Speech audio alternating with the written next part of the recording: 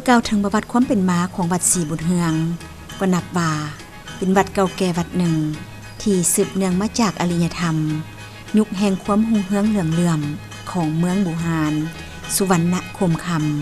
ำซึ่งวัดศรีบุญเฮืองตั้งอยู่สามเหลี่ยมคำโดยมีสปป.ลาวไทยและพม่าขึ้นกับบ้านศรีบุญเฮืองเมืองต้นเพิ่งแขวงบ่อแก้วทิศเหนือติดกับบ้านม่วงคำทิศใต้ติดกับบ้านควนซึ่งมีประชากร600 กว่าคนประกอบมี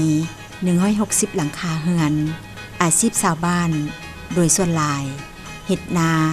ทำการผลิตกสิกรรมเป็นต้นต่อส่วนอาชีพสำรองทำมาค้าขายห้านอาหารบริการเฮือนผักและอื่นๆจากการบอกเล่าของเฒ่าแก่แนวโฮมบ้านไห่ฮู้ว่าวัดศรีบุญเฮือง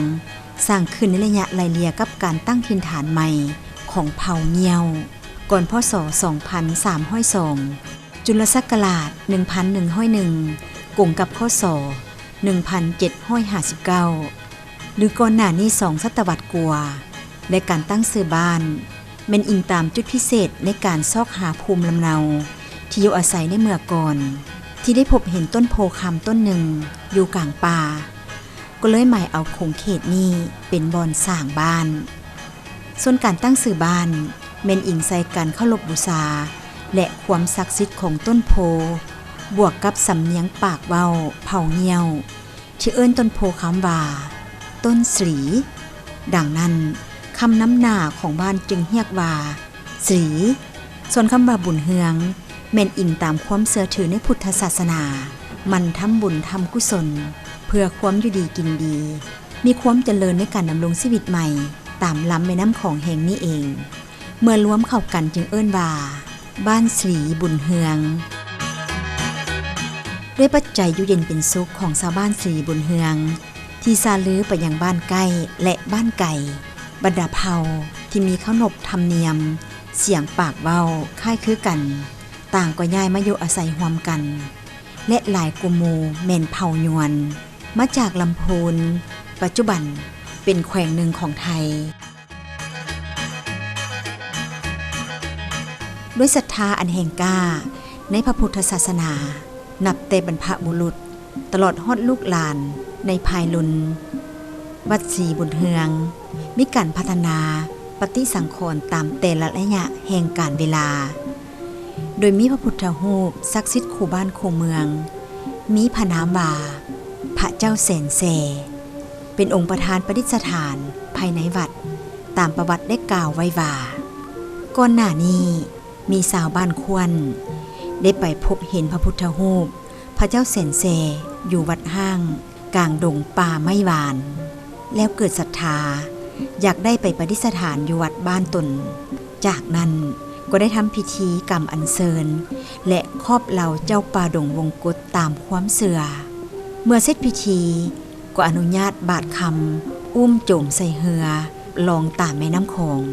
พอได้ลงมาฮอดทาน้ำบ้านม่วงคำทาหินของบ้านศรีบุญเฮืองก็เกิดมีพายุลมแหงกระแสฟองเฟือดตีใส่ท้ายเหือเง่งไปมาเฮ็ดให้พระเจ้าองค์แสนง่ายคว่ำแล้วหายจมลงสายน้ำอย่างประหลาดใจชาวบ้านสุดความสามารถที่จะยื้อยังเท้าหาย้อนบริเวณดังกล่าวเป็นวังเวินเลิกจากนั้นหลายทศวรรษทาน้ำบ้านม่วงคำทาหินเป็นหาดทรายปงขึ้นใหม่ตามลำแม่น้ำคงซึ่งชาวบ้านเอิ้นว่าหาดควายด้วยบุญบารมีอันสูงส่งอยู่มาเมื่อหนึ่งในขณะที่ชาวบ้านลองเหือไปหัวสวนตามวิถีชีวิตเกิดมีเหตุบังเอิญเห็นฟองน้ำเกิดขึ้นอยู่แคมทาหาดทรายอย่างประหลาดใจก็เลยพากันไปซ้อมเบิงลงงมด้วยความอยากหู้อยากเห็นแต่แล้วเมื่องมไปบ่พอบึดก็พบเห็นพระเจ้าแสนแสที่ซาลือไม่ได้สัวอายุคนที่จมลงน้ำเมื่อจมขึ้นมาก็ปรากฏว่าพระพักบินไปยังบ้านตนจากนั้นก็ไปเป่าเตือนชาวบ้านทำพิธีอัญเชิญไปประดิษฐานที่วัดศรีบุญเฮืองดังจุดประสงค์เมื่อปีพุทธศักราช 2386 คศ 1843 จุลศักราชได้ 1,205 ตัวหรือก่อนตั้งบ้าน84ปีพระพุทธรูปพระเจ้าแสนเซหน้าตักกว้าง54ซนสูง104ซนประทับถึงแทนดอกบัวกว้าง59ซนหลักฐานในการปั้นหล่อบ่มีข้อมูลชัดเจนฮู้ได้แต่วัตถุดิบที่นำมาปั้นหล่อเป็นโลหะเงินแสที่มีน้ำหนักหลายกว่า10,000เพิ่นเอิ้นแสนกว่าดังนั้นการตั้งพระนามพระพุทธรูปแสนแสก็มาจากน้ำหนักและธาตุโลหะเงินแสนั่นเอง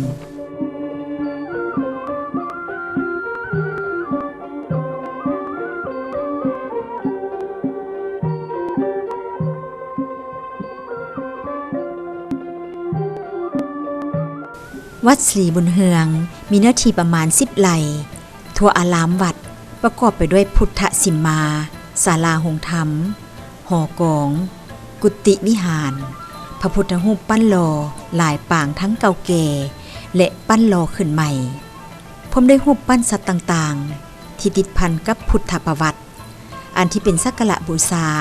และศึกษาเฮียนฮู้ภายใต้ห่มเงาเย็นสบายของดวงมาลาและต้นไม้นานาพันธุ์ปลูกประดับซับซ้อนอย่างงดงามทรงผลในพุทธภูมิแห่งนี้หงเฮืองเหลืองเหลื่อมตะการตา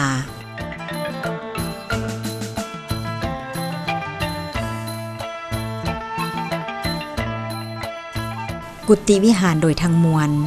เป็นพัฒนาปฏิสังขรณ์ใหม่แต่ยังรักษารูปทรงเดิมเอาไว้จากประวัติการพัฒนาปฏิสังขรณ์ให้ฮู้ว่าตลอดระยะ2 ศตวรรษกว่ามาถึงปัจจุบันมีเจ้าอธิการวัดเผยแผ่เมตตาธรรมค้ำสู่พุทธศาสนาจากรุ่นสู่รุ่นมีทั้งหมด9 องค์อันมีพระธาตุสลีใจคำยอดยิ่งคู่บ้านคู่เมืองประดิษฐ์สร้างเป็นศูนย์รวมแห่งจิตใจและนึกถึงบุญคุณต้นโพคำศักดิ์สิทธิ์เป็นที่เพิงทางจิตใจและได้อยู่เย็นเป็นสุขก็เพราะใต้ห่มโพคำซึ่งเวลาใดก็ทรงแสงสว่างประทานพรประทานความอุดมสมบูรณ์ให้แก่ชาวบ้านชาวเมืองที่เชื่อถือกันมาเท่าทุกวันนี้ถ้าเปรียบใส่มนุษย์ก็เป็นบุคคลที่มีจิตใจงดงามเหมือนดังคำที่หงเฮืองเหลื่อมอยู่เสมอพระธาตุมีความกว้าง4 เมตรสูง12 เมตร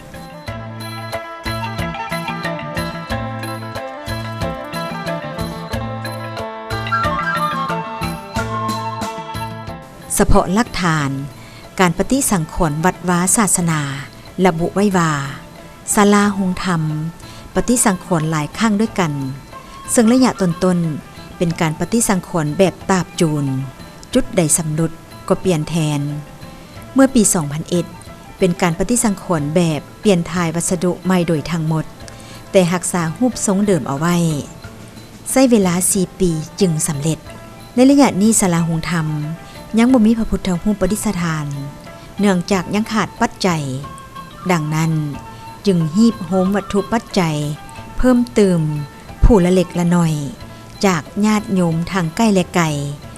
นับตั้งแต่ปี 2004 เป็นต้นมาเมื่อเห็นว่าปัจจัยทายทานที่ท่อนโฮมได้ตามเป้าหมายแล้วปี 2008 ก็ห่วมแห้งห่วมใจสร้างพระพุทธรูปองค์ใหญ่ทันใจประดิษฐานใส่ศาลาหงธรรมความหมายว่าคำว่าทันใจแม่นอิงตามการสร้างแล้วเมื่อหนึ่งย้ำเดียวดังนั้นจึงตั้งพระนามว่าพระพุทธรูปทันใจซึ่งมีหน้าตักกว้าง3 เมตรสูงแต่แทนนางเถิงเสียน4 เมตรด้วยศิลปะออกแบบเผาเงี้ยวดั้งเดิมจากนั้นเกือบทศวรรษหนึ่งระหว่างปี 2017 หาปี 2018 ปฏิสังขรณ์ปรับปรุงรูปทรงศาลาหงธรรม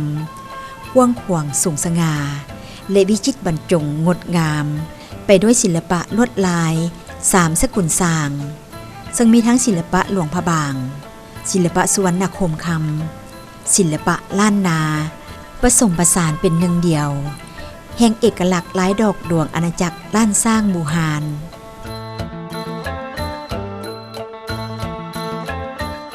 สำหรับการปฏิสังขรณ์พุทธสิมาหรืออุโบสถ แม่นสร้างขึ้นใหม่ในปี 2016 เพื่อทดแทนหลังเก่าที่สำรุดสุดโทรมไปตามกาลเวลาพร้อมเดียวกันนั้น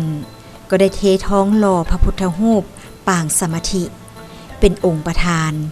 ประดิษฐานในพุทธสิมาสร้างสำเร็จในปี 2018 โดยมีหน้าตักกว้าง 3 เมตร สูง 5 เมตร น้ำหนักทองเหลืองที่หล่อหลอม 4 ต้นครึ่งเว้ารวมแล้วการปฏิสังขรณ์โดยทั้งหมดใช้เวลาหลายปีจึงมีผลสำเร็จดังประสงค์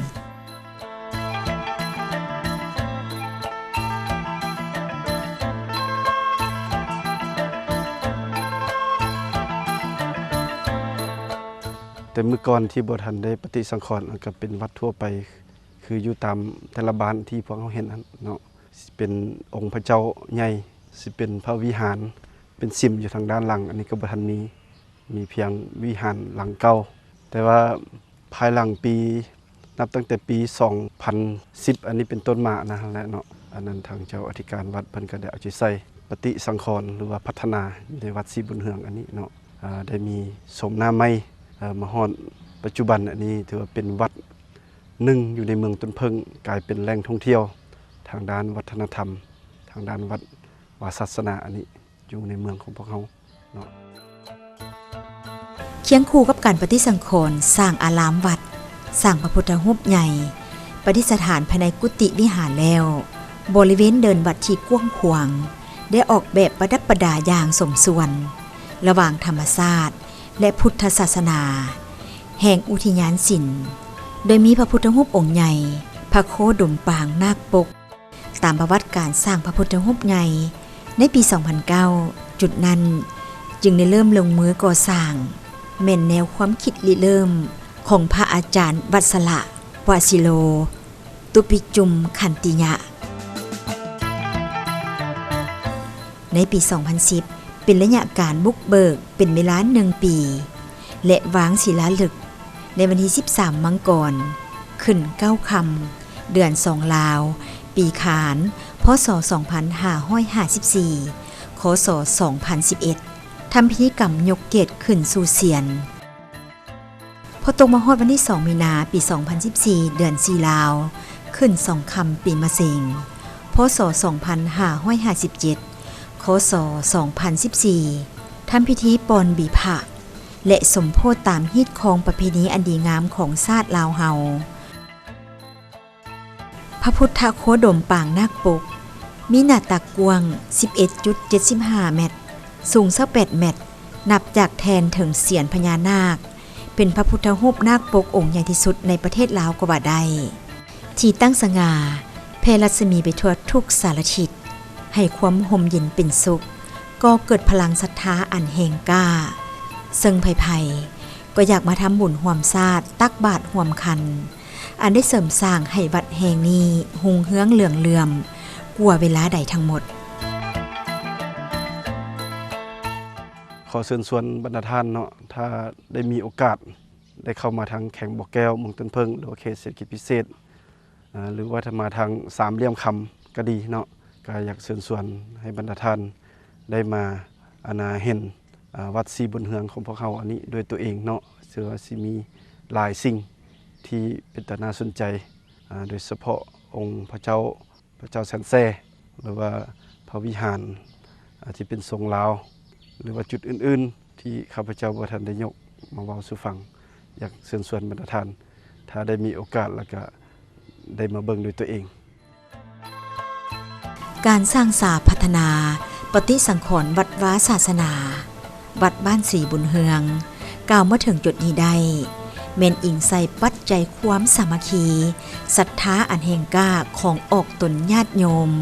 ภายในบ้านและภายนอกร่วมสร้างรวมทั้ง